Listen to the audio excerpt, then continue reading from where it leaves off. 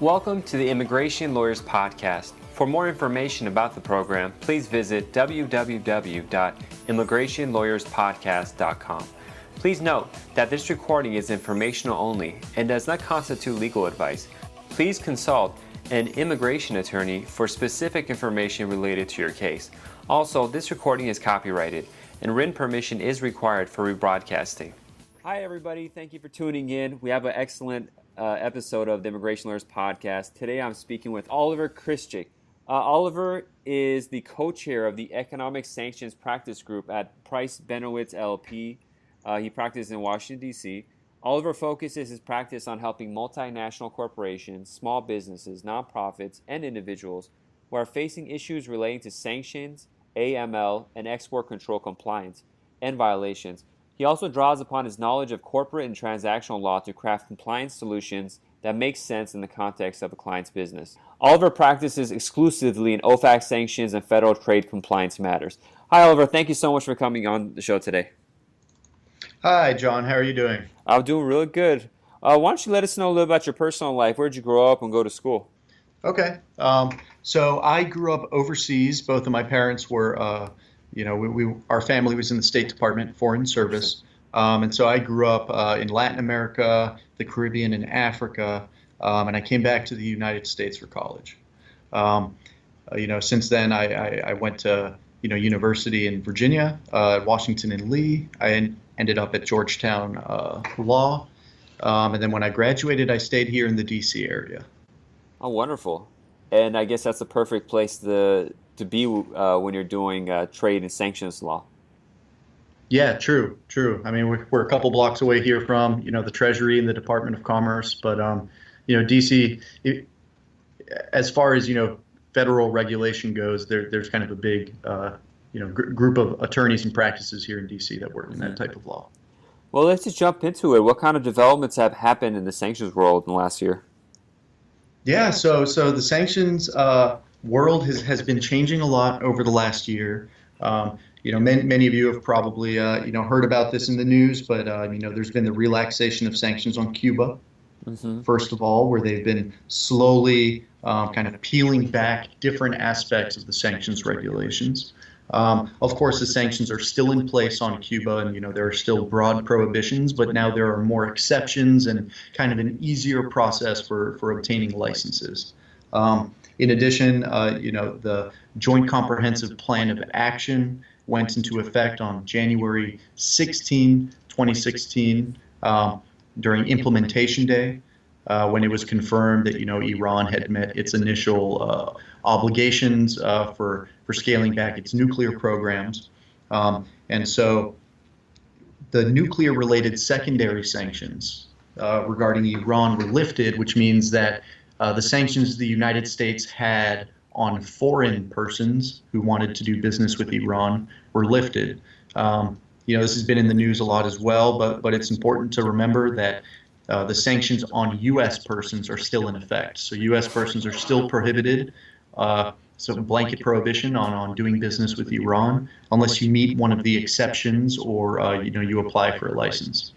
In addition to that, there have been other changes as well. So the Burma sanctions are finally gone. Oh wow, they're completely gone.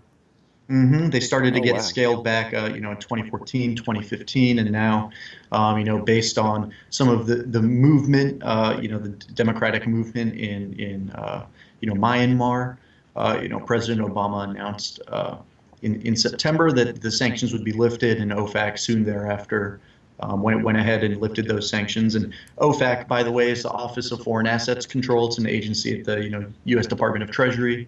They're the ones who administer, issue, and enforce economic sanctions. There have been some other changes as well. More people have been designated as bad actors and put on the list. Some people have been taken off the list. There's always kind of a give and a take when it comes to the sanctions world. Are there any other countries that have OFAC work in Africa or South America? Yeah, there are a lot.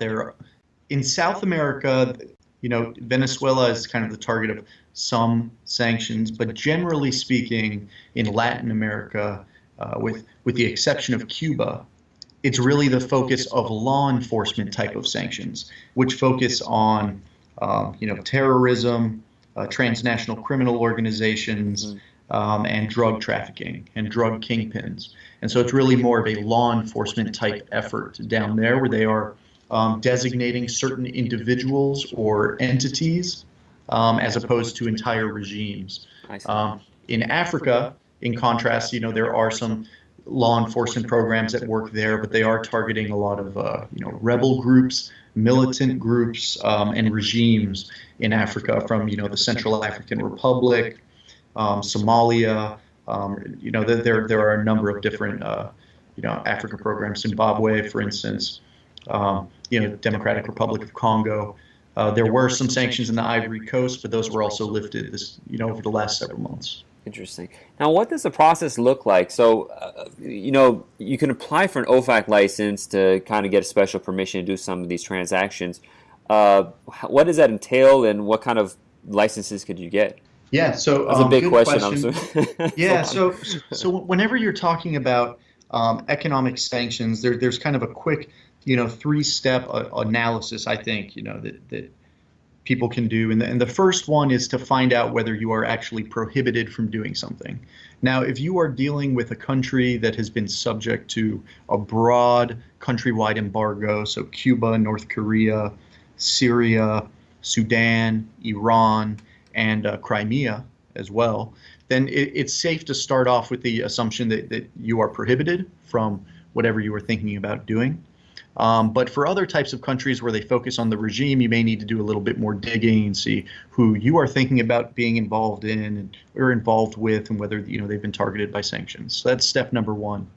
The next two steps have to do with whether you are eligible for or need to apply for a license. Now, OFAC licenses are a little counterintuitive because there's two types, and they're very different. But either way, if you're prohibited from doing something, then you're going to need a license unless you fall under, one of the very few exemptions for, providing general information or travel or something. Now, a general license, despite the name, it's not actually something you receive from the government. You don't get a piece of paper with your name on it. You don't get any photo identification or anything like that. Rather, it is a provision of the law. And it's written directly into the law. It's a self-executing, section of the law that automatically applies to anyone who meets the conditions. And what it does is it permits you to engage in certain types of transactions. But general licenses are written very narrowly, so you need to make sure that the constellation of facts all fit inside the contours of the general license. If they don't, then chances are you are disqualified from being eligible for that general license.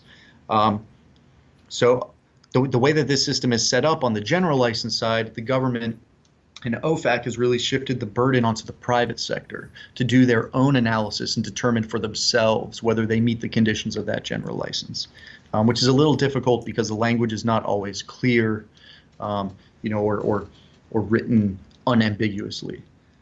Now, if you don't meet one of these general licenses, one of these kind of broad exemptions, then you need to go and apply for a license with the government. Now, this is a bit of a different process. Here, you do need to apply to OFAC. You need to request specific permission to engage in a specific type of transaction with specific people. You need to include all of this information in your license. What a lot of people don't realize is that OFAC, they may be backlogged right now with the recent change in sanctions and a lot of applications, but in any case, they're taking around a year to respond to these license requests. Sometimes it can be a little less, sometimes a little more, which makes it tough for people because the speed of business does not always include a year-long wait to see if you are even allowed to do something. So it's very important for people when they are starting to come up with the idea of maybe doing business that has a nexus with sanctions, that they look into it early on so that they can get that license, in the pipeline as soon as possible. Mm-hmm. Great. Now, you said that U.S. persons still have issues with a lot of the sanctions and OFAC. Mm-hmm. What about a person that's in the U.S. on a non-immigrant visa, either a tourist visa, other types of visas? for example, an Iranian that comes to the U.S. on these various visas. How does OFAC apply to them? Yeah, I mean that's another good question. This is one that we hear a lot. Um, Many people don't realize that the United States sanctions apply to everyone in the United States. And so if you are here in the United States on a visa, you are under United States jurisdiction and the sanctions will extend to you. And you have to remember that a lot of times these sanctions are very broad. So for instance, with Iran, you are prohibited from even having a bank account in Iran or receiving any type of services from Iran. And so if you are here on a visa, then those prohibitions extend to you as well. Or for instance, if you are in the United States on a student visa, and maybe you are from Europe or from Latin America, you may not realize that the sanctions regarding Cuba apply to you as well. We hear that a lot, from people who are here studying, and they may want to go to Cuba, but they didn't realize that, since they are here in the United States, they need to follow all the rules as well. Wait, so a person from Iran on a student visa can't have a bank account in Iran? Is that enforced, or how does that work? Yeah. So is it enforced? Now, one of the things that makes it a little tough with bank accounts in Iran is that there is no banking relationship between the United States and Iran. So it's not as though the United States government is always aware of every bank account that's in Iran.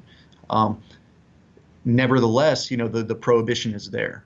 Yeah. And if the United States government does find out about it, then they may well enforce it. And on top of that, if a financial institution finds out about it, then they may go ahead and block the accounts you have here in the United States. So for instance, if you were trying to transfer from your bank account in Iran to a bank account here in the United States, and it's prohibited for you to have a bank account in Iran, the bank's compliance team, when the wire transfer is coming through, may go ahead and block that transaction, which means that they put it in a very special type of bank account, which has very specific rules. The rule being that no one can access that bank account until OFAC gives specific permission to do so. And if you remember, it takes about a year to hear back from OFAC. So once something is blocked, even if it was by mistake, it can take a year just to get your money back. Well, what if parents send money to their children in the U.S. From an Iranian account? Would that trigger anything? Yeah, so there are certain general licenses available. So this kind of goes back to that kind of three-step analysis. So, I mean, here you'd start with one, we're dealing with Iran, so everything's probably prohibited. Number two, is there a general license that applies? And there is a general license that has to do with receiving non-commercial personal remittances from Iran. Now, there are certain conditions here as well. For instance, payments need to be processed by a United States depository institution. They cannot be informally sent over through a hawala or some type of informal money exchanger directly from Iran to the United States. But if you are going to receive a gift of funds for a non-commercial purpose, it's not to start a business, it's personal, it's not a loan, no strings attached, a bona fide gift, and you meet the other conditions, then the general license would generally authorize that.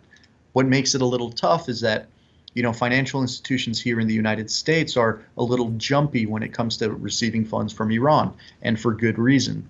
I believe OFAC has probably issued, I think, in the billions of dollars worth of fines regarding violations by banks in processing transactions involving Iran and Sudan and other countries. And this is only over the last several years. And so banks are jumpy, and they tend to err on the side of caution. They face less liability if they block a transaction. They face less liability from the customer than they do from the United States government. So even receiving a gift from your parents, you need to be careful. It's always important to be open with your financial institution and make sure they don't have a problem before you initiate a transaction, or else you may be spending a year trying to get the money back. Interesting. Now, what other kind of immigration issues do you see come up on your desk related to sanctions? Yeah, so I think one of the interesting things about sanctions and immigration is that there a lot of times there's a lot of overlap when it comes to people who are coming from sanctioned countries to the United States. and they're looking for help with immigration. There may be some sanctions issues that kind of play closely to kind of the security aspects of the immigration side of the case. At the same time, what we do see a lot is that it's always important for people in the United States to remember, even lawyers, that the sanctions apply to them. So even an immigration attorney should always be on the lookout for how the sanctions may apply to them providing services to someone in a sanctioned country. So some of the issues that we see come up is that there are just technical parts of the process, technical parts of the move to the United States or the bringing funds over or an attorney providing services that fall outside of the scope of some of the general licenses for immigration. So what we see oftentimes in immigration cases and what we recommend is that there's almost a parallel track with kind of the license application on the OFAC side and the immigration process to protect everybody involved. Not just the underlying client, but the United States attorneys as well. Is there like a big thing that you see a lot with attorneys messing up with regards to OFAC that could really hurt them? Yeah. So I mean, attorneys are afforded a lot of protections under the law. When it comes to criminal law, when it comes to a lot of things, and I think attorneys are used to kind of being an exception. And to be fair, in the sanctions programs, there are also very clear exceptions for the provision of legal services. But what attorneys tend not always to think about, they're always thinking about it, but they don't tend to think about it in terms of sanctions, is the receipt of payment. And so if you are receiving money from someone who's in a sanctioned country, there's a very good chance that that is running afoul of the sanctions programs. It's easy to just kind of go look at the regulations and check, but a lot of times you require a specific license just to receive payment for legal services you are giving to someone who's in a sanctioned country. Sudan is one of these countries where there's very, very strict rules as to the provision of legal services. And so, for instance, if you were going to represent the government of Sudan or some part of the government of Sudan, even just to kind of advise or kind of review contracts or something regarding United States law, you may need, one, a specific license to provide the legal services, and two, a specific license just to receive payment. That's interesting. And even if you're representing someone who's not in Sudan but is another foreign person, if the benefit of your legal services may be realized in Sudan, so if there's a Sudanese party somewhere involved in the transaction, then you may also require a specific license just to provide the services to a non-Sudanese person. So for attorneys, we always recommend, check the rules very carefully and think about who is involved in the work that you're doing. And it's always better to err on the side of caution. OFAC is very friendly with attorneys. I mean, you can give them a call if you have any questions, they can help clear it up for you. Oh, that's great. Now, there's another part of the immigration process on Form I-129, which is for a lot of non-immigrant business visas, in particular like H-1Bs, L-1s, O-1s. They require a statement regarding having the client have checked that they don't have any traffic in arms regulation, ITAR regulation issues, or export administration regulation issues, EAR. Do you handle those kind of cases as well?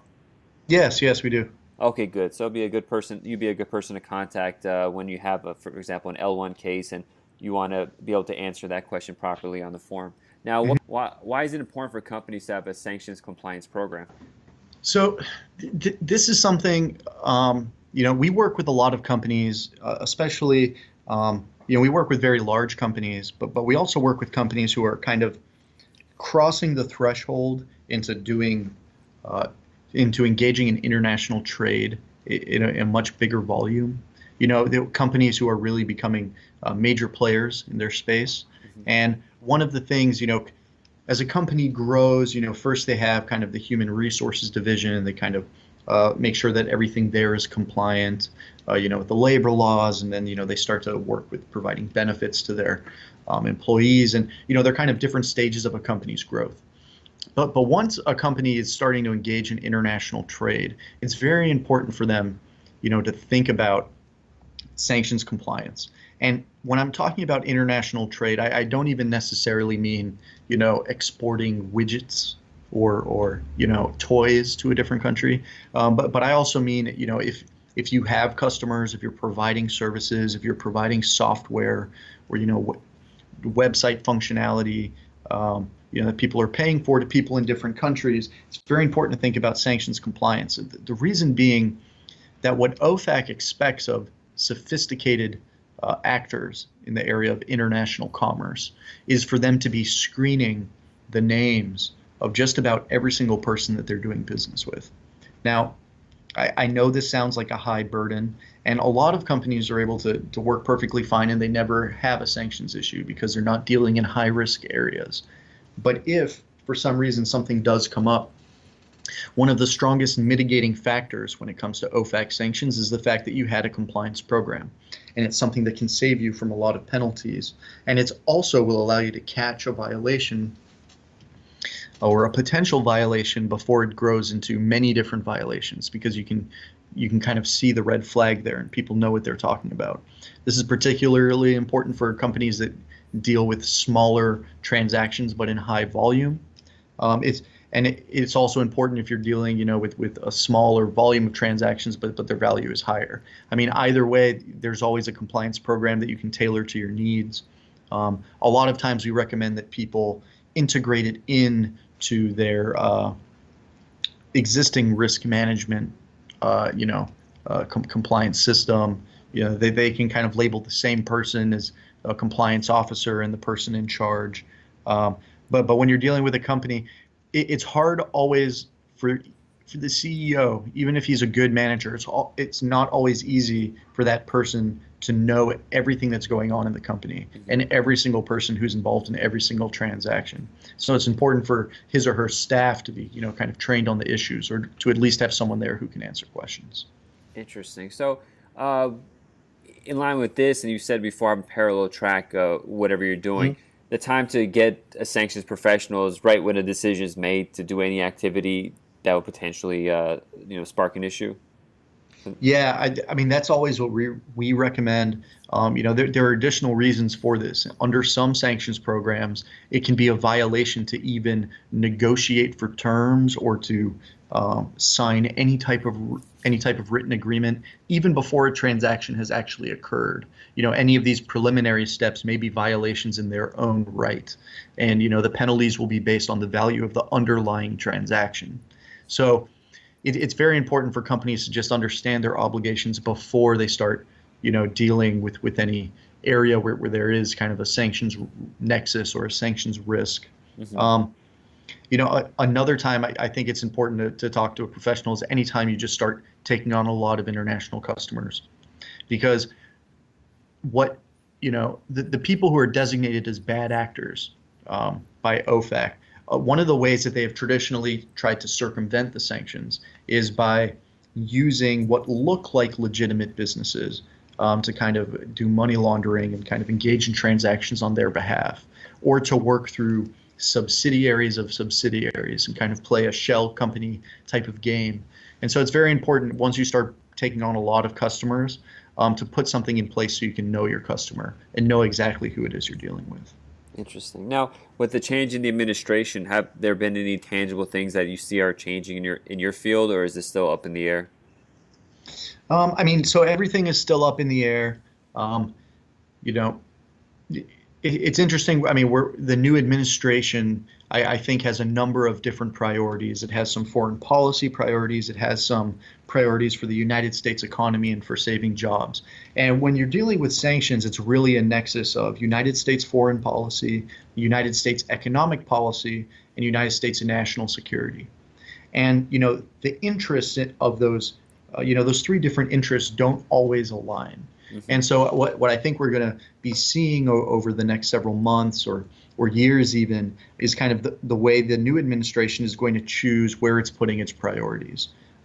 For instance, the new administration might feel that relaxing sanctions may lead to a boom in certain sectors of the United States economy and help jobs, particularly for, just to use a generic example, the exportation of cars to a sanctioned country which hasn't received them. That might be a chance to save jobs in the auto manufacturing sector, for instance.